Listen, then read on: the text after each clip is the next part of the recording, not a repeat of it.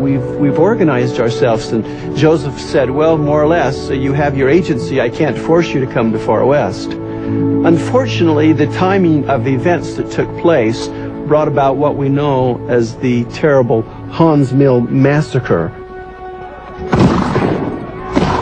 On October 30th of 1838, 200 men with blackened faces had gathered themselves together to do a dastardly deed. The tragedy at Hans Mill, in a sense, is really unequaled in the history of the church. 17 men and young boys were killed that day.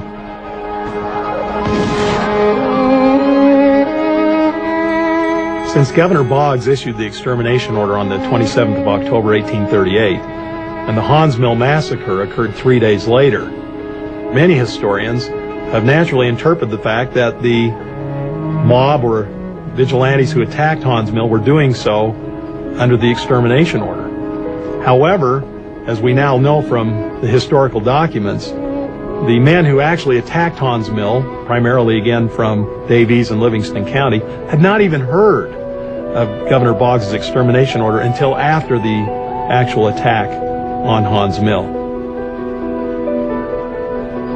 After the Hans Mill Massacre, communities like Gallatin and DeWitt also fell to the mobs.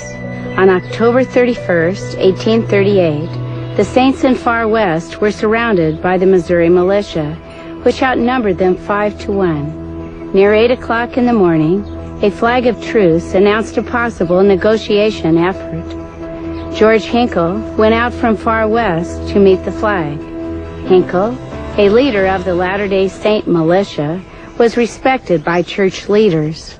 However, on that October day, when he met with generals of the state militia, Hinkle betrayed the confidence which Joseph Smith and the brethren had placed in him. Towards evening, I was waited upon by Colonel Hinkle, who stated that the officers of the militia desired to have an interview with me and some others, hoping that the difficulties might be settled without having occasion to carry into effect the exterminating orders which they had received from the governor. I immediately complied with the request, and in company with Elders Sidney Rigdon and Parley P. Pratt, Colonel White and George W. Robinson, went into the camp of the militia. But judge of my surprise, when instead of being treated with that respect which is due from one citizen to another, we were taken as prisoners of war and treated with the utmost contempt.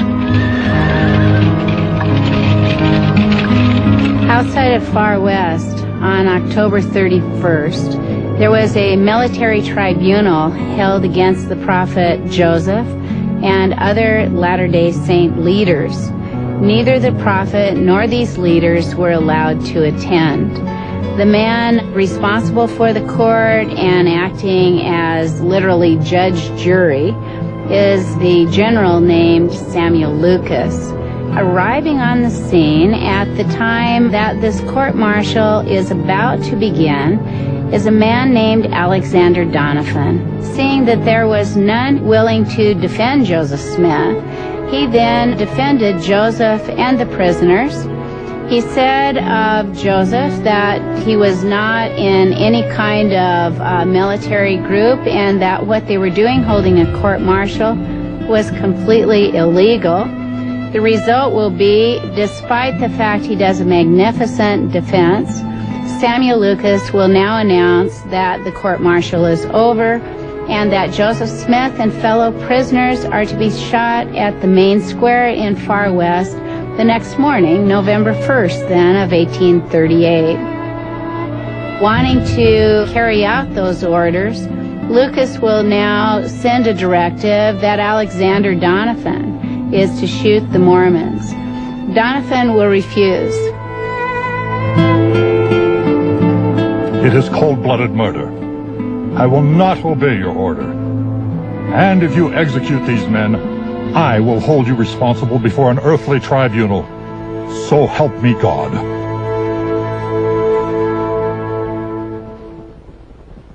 Fearing Donovan's retribution, General Samuel Lucas from Jackson County concluded that he would not kill the prisoners on that November 1st day, But what he would do instead was he would take the prisoners to Independence, his hometown, and there he would show them off and ultimately politically be very influential. Of all the generals that had gathered, he was the one that had captured Joseph. So what they did in that morning, they took the prisoners back to Far West, where the prisoners were allowed to go into their homes and to get food and clothing for the journey that lay ahead.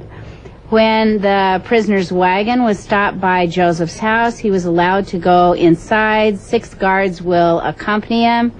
Emma is crying, children are crying. They're sure that Joseph's been killed. Joseph tries to comfort them. Literally, a guard pushes away one of his sons. He is put back in the wagon. A tarp is nailed down on the wagon. Latter-day Saints have crowded around the wagon, and suddenly we turn to Lucy Mack Smith. Lucy Mack Smith very much wants to see her son, know that he lives. A man makes the path for Mother Smith. When she gets to the wagon, she screams to Joseph, speak to me, or I cannot live."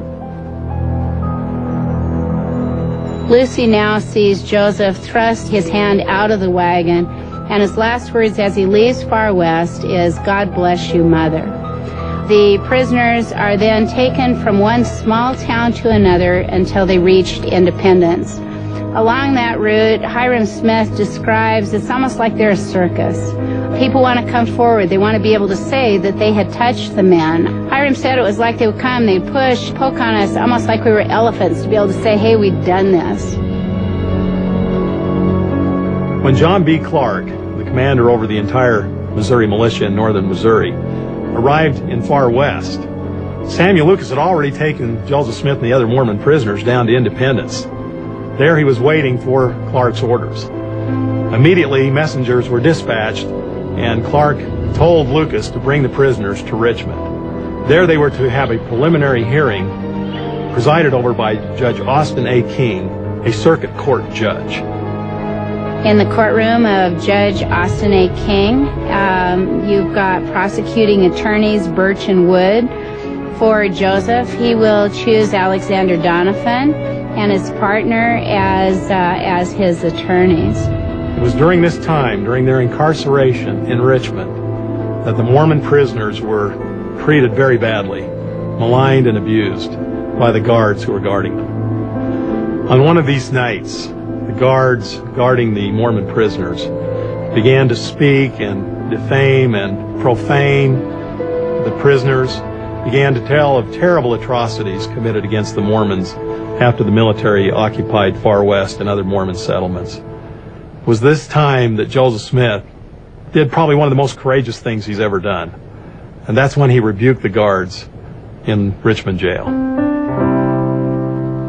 Silence, ye fiends of the infernal pit.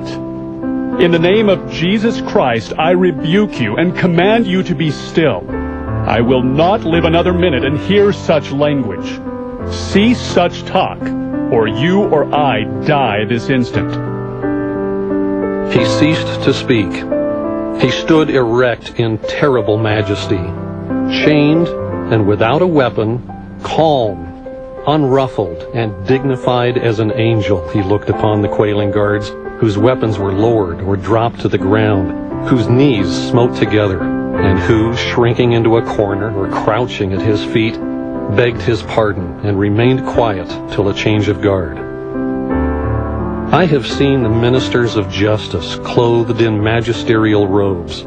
I have witnessed a Congress in solemn session. I have tried to conceive of kings, of royal courts, of thrones and crowns. But dignity and majesty have I seen but once, as it stood in chains at midnight in a dungeon in an obscure village in Missouri.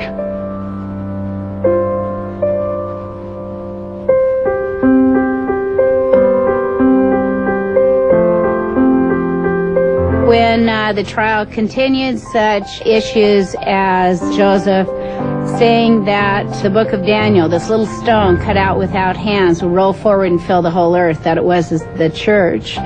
When the judge heard that, he called it treason.